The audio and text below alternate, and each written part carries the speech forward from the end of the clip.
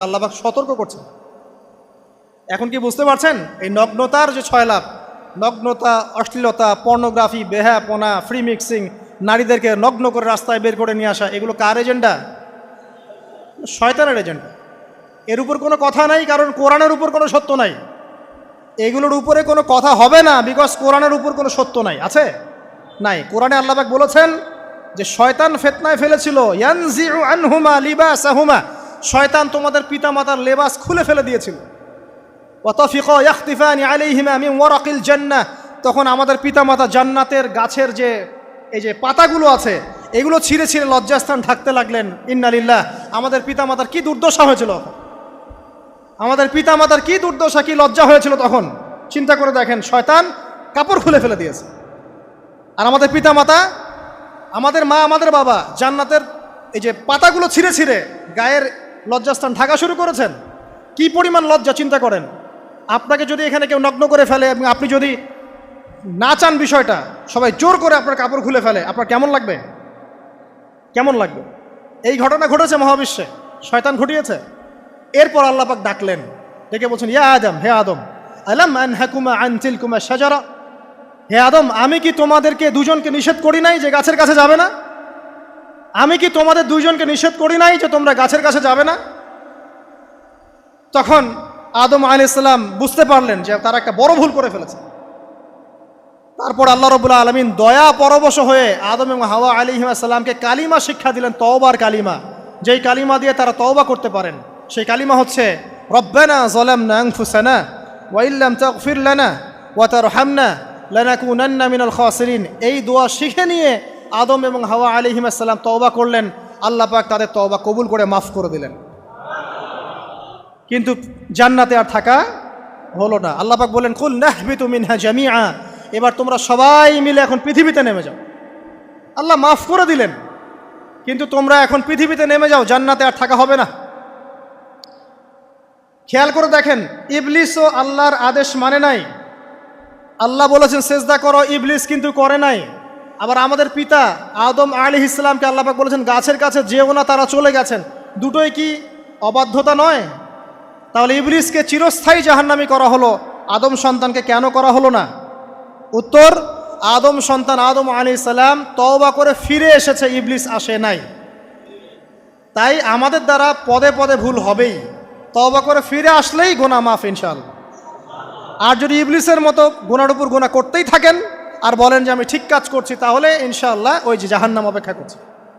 ইবলিসকে আল্লাহ পাক বললেন যে তুমি এবং তোমার অনুসারী যারাই থাকবে সবাইকে দিয়ে লাআমলাআন্না জাহান্নামা মিনকুম আজমাইন, তোমাদের সবাইকে দিয়ে আমি জাহান্নাম পরিপূর্ণ করব। নাউযুবিল্লাহ।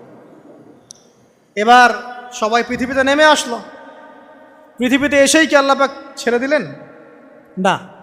আল্লাহ রাব্বুল আলামিন বলছেন, কুল নাহবিতু মিনহা জামিআ, তোমরা পৃথিবীতে নেমে যাও। ফাইম্মা ইয়াতিয়ান্নাকুম মিন্নি হুদান, দুনিয়াতে যাচ্ছ যাও, তবে মনে রেখো যে আমার পক্ষ থেকে তোমাদের কাছে হেদায়েতের বাণী আসবে। আমার পক্ষ থেকে তোমাদের কাছে হেদায়েতের বাণী আসবে। ফামান তাবিআ হুদায়া ফালা খাউফুন আলাইহিম ওয়ালা হুম ইয়াহজানুন, যারা আমার হেদায়েতের বাণীগুলো মেনে চলবে তাদের কোনো ভয় নাই, কোনো দুশ্চিন্তাও নাই। ওয়াল্লাযীনা কাফারু ওয়া কাযযাবু বিআয়াতিনা, কিন্তু যারা আমার আয়াতকে কুফরি করবে, মিথ্যা প্রতিপন্ন করবে, ফাউলাইকা আসহাবুন নার, তারা হবে জাহান্নামের অধিবাসী। হুম ফিহা খালিদুন, তারা সেখানে চিরস্থায়ী হবে। এই সহজ সরল জীবন দর্শন দিয়ে আল্লাহ পাক পৃথিবীতে পাঠিয়ে দিলেন। এবার শুরু হলো পৃথিবীতে পথ চলা। পৃথিবীতে পথ চলার ক্ষেত্রে অনেক কিছু সৃষ্টি করতে হলো, আবিষ্কার, কৃষিকাজ, এটা ওটা সব কিছু। আদম আলাইহিস সালামকে আল্লাহ পাক সেই জ্ঞান ওহির মাধ্যমে শিক্ষা দিলেন। কৃষিকাজ আল্লাহ পাক শিক্ষা দিয়েছেন, চাকা সৃষ্টি করা আল্লাহ পাক শিক্ষা দিয়েছেন, বাহন সৃষ্টি করা আল্লাহ পাক শিক্ষা দিয়েছেন। যত রকম জ্ঞান আছে সমস্ত জ্ঞান এসেছে নবীদের পক্ষ থেকে। সব কিছু জ্ঞানের মূল ভিত্তি এসেছে নবীদের কাছ থেকে, আল্লাহর ওহির কাছ থেকে। যত সভ্যতা দেখছেন বড় বড়, সমস্ত সভ্যতা শুরু হয়েছে নবী দ্বারা, এবং সভ্যতা শেষও হবে একজন নবী দ্বারা। তার নাম কি? ঈসা ইবনে মারইয়াম। আদম আলাইহিস সালাম আল্লাহর দেয়া শিক্ষায় শিক্ষিত হয়ে দুনিয়াতে চলতে লাগলেন। এবং তওবা ইস্তেগফার করতে লাগলেন, কাঁদতে লাগলেন। দীর্ঘকাল তারা ক্রন্দন করেছেন। কি কারণে? ওই যে একটা ভুল তারা করে ফেলেছে। দুনিয়াতে এসে ক্রন্দন করতে আল্লাহ রাব্বুল আলামিন এক পর্যায়ে তওবা কবুল করে ফেললেন। এবার সামনে যান। তাদের সন্তান হলো হাবিল এবং কাবিল। নাম শুনেছেন? শোনেন নাই? হাবিলের কুরবানি কবুল হয়, কাবিলের কুরবানি কবুল হচ্ছে না। বিকজ কাবিল এর কুরবানির মধ্যে ইখলাস নাই। ভাইয়ের কুরবানি কেন কবুল হচ্ছে, আমারটা কেন হচ্ছে না? হিংসার বশবর্তী হয়ে কাবিল হাবিলকে হত্যা করে ফেলল। নবী পরিবারের সদস্য হয়েও কাবিল এরকম অন্যায় করে ফেলল। আর কি হলো? রাসূল সাল্লাল্লাহু আলাইহি সাল্লাম বলেছেন, পৃথিবীতে যত মানুষ অন্যায়ভাবে নিহত হবে, পৃথিবীতে যত মানুষ অন্যায়ভাবে খুন হবে, সমস্ত খুনের পাপের একটা অংশ কাবিলের আমলনামায় যুক্ত হবে। কারণ সেই প্রথম খুন চালু করেছে। এই যে আজকে গুনাহে জারিয়া চালু করছেন না, সুদী এনজিও, সুদী সমিতি, সিনেমা হল, এইটা ওইটা, মদের বার, যত গুনাহে জারিয়া চালু করছেন, মৃত্যু হবে, কবরে যাবেন ঠিকই, কিন্তু গুনাহ কমবে না ইনশাআল্লাহ। মনে করেন একজন নগ্ন ছবিতে অভিনয় করেছে, ঠিক আছে, এখন নাই পৃথিবীতে, বা কেউ অশ্লীল গান বাজনা করে দুনিয়া থেকে বিদায় নিয়েছে, দুনিয়াতে তার গান এখনও বাজছে, সে কবরে শুয়েই সেই গোনাগুলো পাচ্ছে।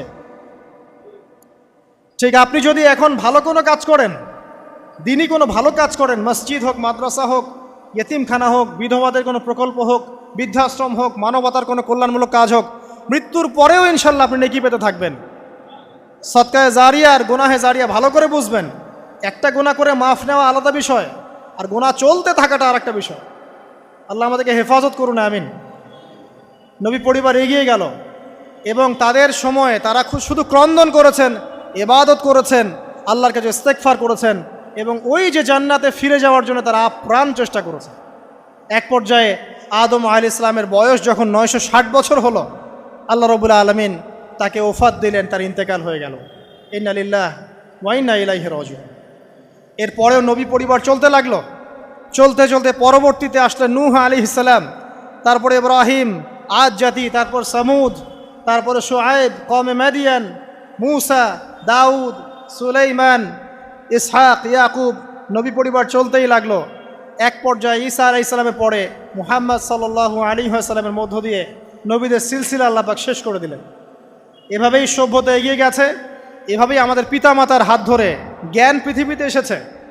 এবং ওই যে শয়তানের মিথ্যা প্রলোভন, প্রতারণা, এর ফলশ্রুতিতে ওই যে আমাদের পিতামাতার গা থেকে কাপড় খুলে পড়ল, আল্লাহ পাক রাগান্বিত হয়ে সবাইকে দুনিয়াতে নামিয়ে দিলেন, ইবলিসকে চিরস্থায়ী জাহান্নামী ঘোষণা করলেন। কিন্তু আমাদের পিতামাতার ক্রন্দন, তওবা, ইস্তেগফার আমলের বদৌলতে, আল্লাহর রহমতে আল্লাহ পাক পিতামাতাকে মাফ করে দিলেন, আলহামদুলিল্লাহ। এভাবেই মানব জাতি এগিয়ে যাচ্ছে। আজকে আমরা এই পর্যায়ে পর্যন্ত এসেছি।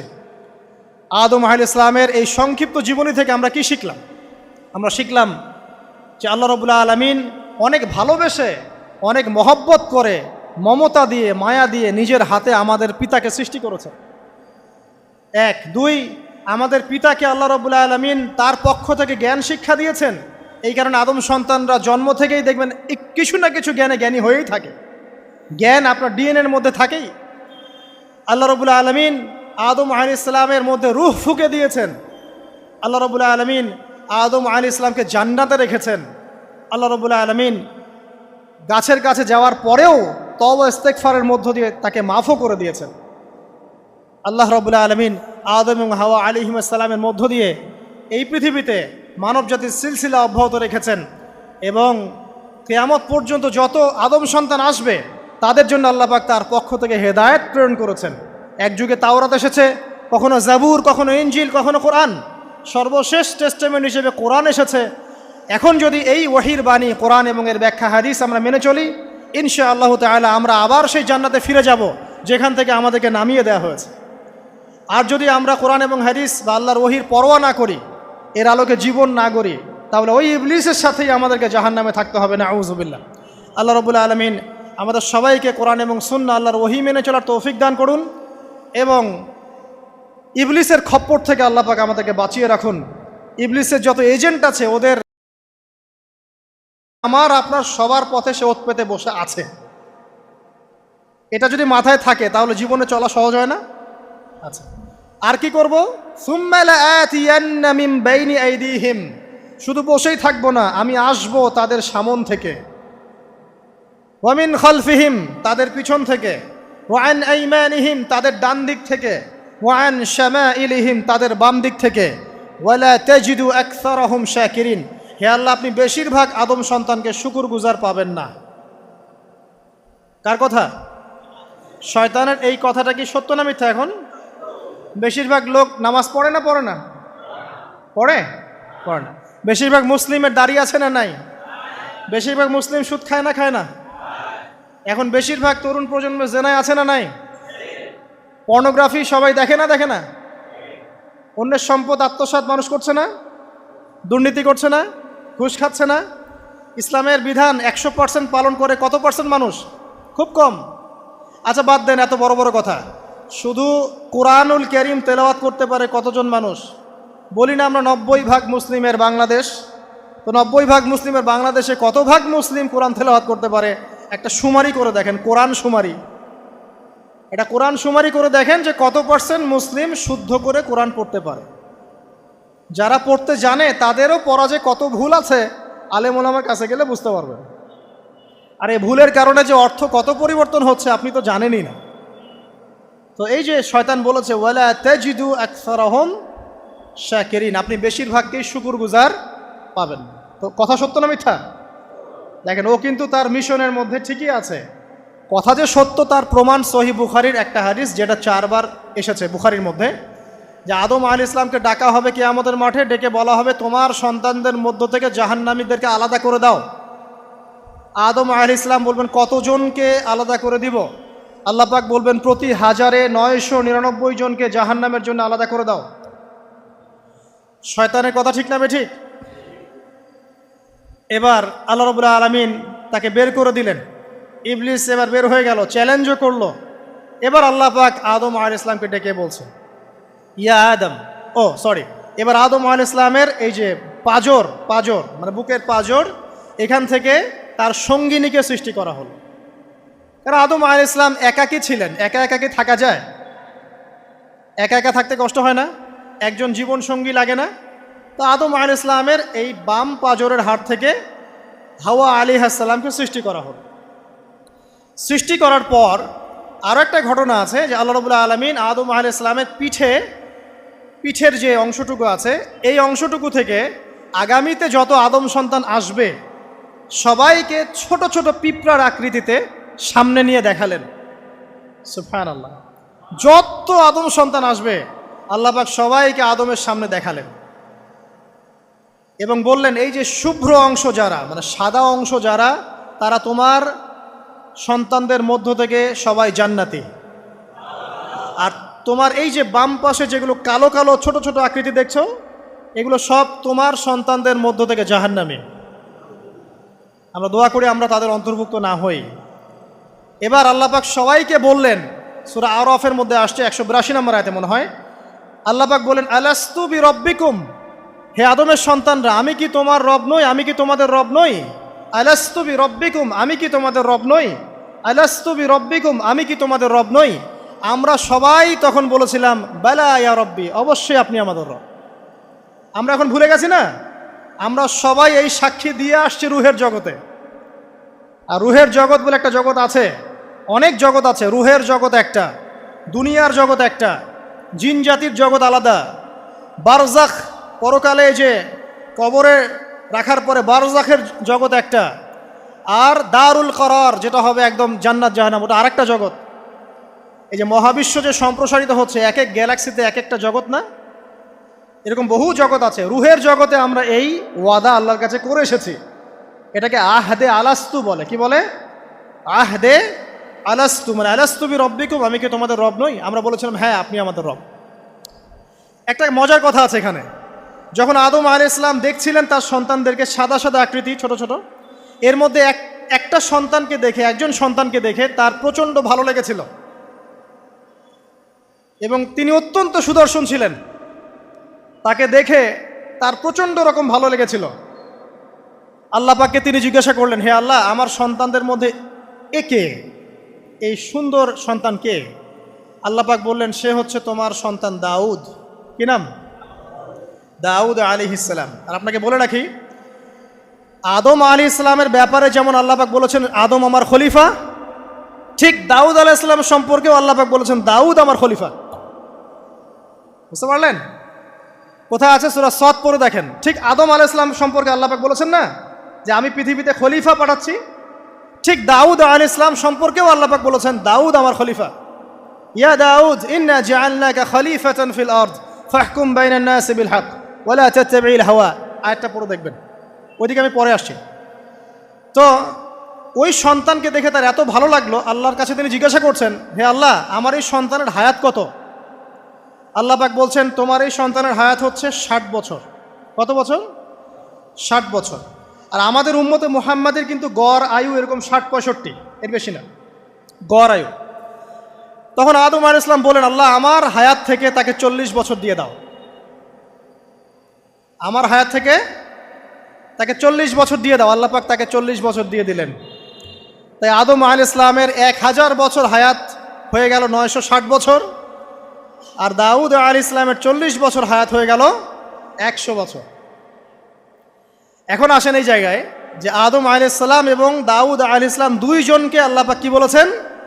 খলিফা। খলিফা কে? খলিফা কাকে বলে? এটা একটু শুনে নি ছোট্ট করে। সূরা সদ পড়বেন, 24 কি 26 নম্বর আয়াত। আল্লাহ পাক বলছেন, ইয়া দাউদ, হে দাউদ, খলিফার কাজ কি এটা শোনেন। হে দাউদ, ইন্না জাআলনাকা খলিফাতান ফিল আরদ, নিশ্চয়ই আমি আল্লাহ তোমাকে পৃথিবীতে খলিফা করেছি। কি করেছি? খলিফা করেছি। তোমার কাজ কি? ফাহকুম বাইনান নাসি বিল হক, মানুষের মাঝে আল্লাহর বিধান দ্বারা হকের মানদণ্ডে বিচার ফয়সালা করবে। তাহলে আল্লাহর খলিফার দায়িত্ব কি? আল্লাহর বিধান দ্বারা বিচার ফয়সালা করা। ওয়ালা তাত্তাবি'ল হাওয়া, তুমি নিজের প্রবৃত্তির অনুসরণ করবে না। ফায়ুদিল্লাকা আন সাবিলিল্লাহ, তাহলে তোমাকে এটা সরল পথ থেকে বিচ্যুত করে দেবে। ইন্নাল্লাযীনা ইউদিল্লুনা আন সাবিলিল্লাহ, নিশ্চয় যারা আল্লাহর পথ থেকে বিচ্যুত হয়ে যায়, লাহুম আযাবুন শাদীদ, তাদের জন্য কঠিন শাস্তি আছে। বিমা নাসু ইয়াউমাল হিসাব, এই কারণে যে তারা হিসাবের দিনটা ভুলে গেছে। এই আয়াত থেকে খলিফার ফাংশন বুঝতে পারলেন? খলিফার ফাংশন কি? আপনি যা ইচ্ছা তাই ফয়সালা করবেন, নিজের মন গড়া যা ইচ্ছা রচনা করবেন।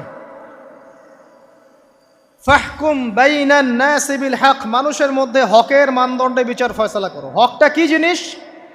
আমার দর্শন হক, আমার ফিলোসফি হক, আমার যুক্তি, আমার বিজ্ঞান, এগুলোই হকের মানদণ্ড। হকের মানদণ্ড কি? কোথায় উত্তর আছে? কোরআনেই উত্তর আছে। কোন সূরা? সূরা কাহফ। কত নম্বর আয়াত?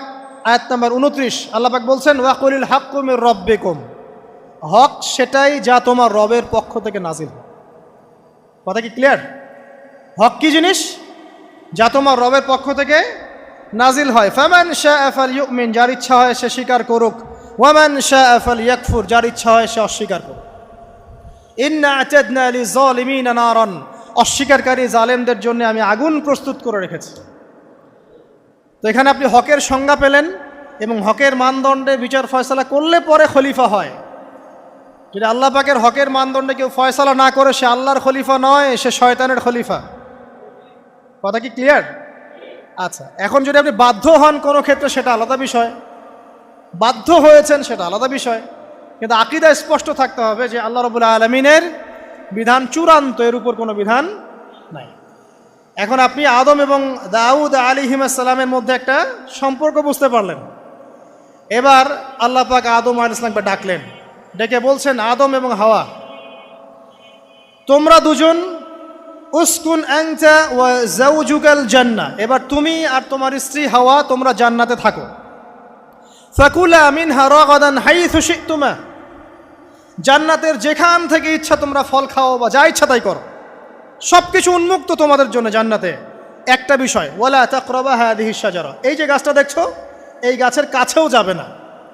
এখানে শব্দ এমন না যে গাছের ফল খাবে না, শব্দ হচ্ছে এমন গাছের কাছেও যাবে না। যেমন ওয়ালা তাকরাবু জিনা, জেনা করবেন আল্লাহ পাক বলেননি, বলেছেন জেনার কাছেও যাবে না। ওয়ালা তাকরাবু মাল আল ইয়াতিম, ইয়াতিমের মাল খাবে না আল্লাহ পাক বলেন নাই।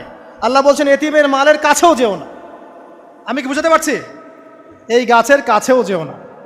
এবার জান্নাতে তারা থাকতে লাগলেন। এবার ইবলিস তো আর হাল ছেড়ে দেয় নাই। সে কি বলেছিল? ডান বাম সামন পিছন সব দিক থেকে আসবে। আল্লাহ রাব্বুল আলামিনই প্রথম, আল্লাহ পাকই শেষ। আল্লাহ পাক প্রকাশ্য, আল্লাহ পাক গোপন। ওয়া হুয়া বিকুল্লি শাইইন আলিম। আল্লাহ পাক বলছেন তিনি প্রত্যেকটা বিষয় সম্পর্কে জ্ঞানী। সূরা হাদিদ আয়াত নাম্বার 3। তো আমরা বুঝতে পারছি যখন কোনো কিছু ছিল না তখন আল্লাহ রাব্বুল আলামিন ছিলেন, আবার যখন কিছু থাকবে না তখন আল্লাহ পাক থাকবেন। কুল্লু মান আলাইহা ফান ওয়া ইয়াবকা ওয়াজহু রাব্বিকা যুল জালালি ওয়াল ইকরাম। সমস্ত কিছু ফানা হয়ে যাবে, শুধুমাত্র আল্লাহ রাব্বুল আলামিনের সত্তা জাত এটা বাকি থাকবে। তার মানে আল্লাহ পাকই শুরু, আল্লাহ পাকই শেষ। আল্লাহর কোনো শুরু নাই, আল্লাহর কোনো শেষ নাই। এখন কেউ যদি প্রশ্ন করে যে আল্লাহ সব কিছু সৃষ্টি করেছেন, তাহলে আল্লাহকে কে সৃষ্টি করলো? নাউজুবিল্লাহ। তো তখন আমরা বলবো যে যদি কেউ আল্লাহকে সৃষ্টি করত তাহলে তো সেই সৃষ্টিকর্তা হয়ে যেত, তাই নয় কি? এভাবে এক এক করে যদি আমরা পিছনের দিকে যেতে থাকি তাহলে একটা পর্যায়ে গিয়ে তো আমাদেরকে থামতে হবে। তো আমরা যেখানে গিয়ে থামছেন সেটাই হচ্ছে আল্লাহ রাব্বুল আলামিন। আল্লাহ পাকের আগে কিছুই ছিল না, বরং অতীত, বর্তমান, ভবিষ্যৎ এটা সময়ের মধ্যে আছে, যে সময়ের মধ্যে আমরা বাস করছি। আল্লাহ রাব্বুল আলামিনের কাছে এরকম অতীত, বর্তমান, ভবিষ্যৎ কিছু নাই। আল্লাহ রাব্বুল আলামিন একা ছিলেন, তখন কিছুই ছিল না। আবার যখন সব কিছু ধ্বংস হয়ে যাবে আল্লাহ পাক একাই থাকবেন, আর কিচ্ছু থাকবে না। এখন আল্লাহ পাক সর্বপ্রথম সৃষ্টি করলেন আরশে আজিম। কি সৃষ্টি করলেন? এবং আরশটা পানির উপরে ছিল। কিসের উপরে? পানির উপরে। এরপরে আল্লাহ রাব্বুল আলামিন সৃষ্টি করেছেন কলম। আল্লাহ পাকের কাছে লাউহে মাহফুজ আছে। লাউহে মাহফুজ মানে সুরক্ষিত একটা ফলক। এখানে আল্লাহ পাক কলমকে বললেন লিখো। কলম বলল যে মাযা আকতুব, আমি কি লিখবো হে আল্লাহ? আল্লাহ পাক বললেন কিয়ামত পর্যন্ত যা যা হবে, শেষ দিন পর্যন্ত যা কিছু ঘটবে লিখে ফেলো। কলম লিখে ফেলেছে কিয়ামত পর্যন্ত কি কি হবে। অতএব আপনার রিজিক নিয়ে এত টেনশন করার কোনো দরকার নেই। বিয়ে শাদী হচ্ছে না, এই জন্য কবরে গিয়ে মানত করার কোনো দরকার নেই। সময় মতো হবে ইনশাআল্লাহ। যখন রিজিক তাকদিরে লেখা আছে সময় মতো ইনশাল্লাহ হবেই। তাকদিরের বাইরে কিচ্ছু হবে না। তো আল্লাহ পাক তাকদির লিখে ফেললেন। এমনকি লাউহে মাহফুজে কোরআনও লিপিবদ্ধ আছে। সূরা বুরুজ পড়েন নাই? বাল হুয়া কুরআনুম মাজিদ ফি লাউহিম মাহফুজ। লাউহে মাহফুজ থেকে কোরআন মাজিদ নাজিল করা হয়েছে প্রথম আসমানে। এরপর প্রথম আসমান থেকে আস্তে আস্তে ধাপে ধাপে বিভিন্ন ঘটনার পালাক্রমে রাসূলুল্লাহ সাল্লাল্লাহু আলাইহি ওয়াসাল্লামের কলবের মধ্যে জিবরাইল আলাইহিস সালামের মারফতে ওহী করা হয়েছে। এই হলো কোরআন, যেটা নাজিল হতে সময় লেগেছে 23 বছর। তো লাউহে মাহফুজ আল্লাহ রাব্বুল আলামিন সব লিখে ফেললেন। এভাবে 6 দিন, আল্লাহ পাকের হিসেবে 6 দিন কত লম্বা আল্লাহ ভালো জানেন। 6 দিনে আল্লাহ রাব্বুল আলামিন এরপর সৃষ্টি করলেন পুরো মহাবিশ্ব। পুরো মহাবিশ্ব বলতে আমি শুধু পৃথিবীর সৌরজগৎ বোঝাচ্ছি না। এই মঙ্গল, বুধ, শনি, বৃহস্পতি এইটুক না, এরকম হাজার হাজার সৌরজগৎ মিলে একটা গ্যালাক্সি হয়, আর হাজারটা গ্যালাক্সি মিলে গিয়ে একটা আসমান হচ্ছে, মহাকাশের একটা ছায়াপথ আসমান হচ্ছে।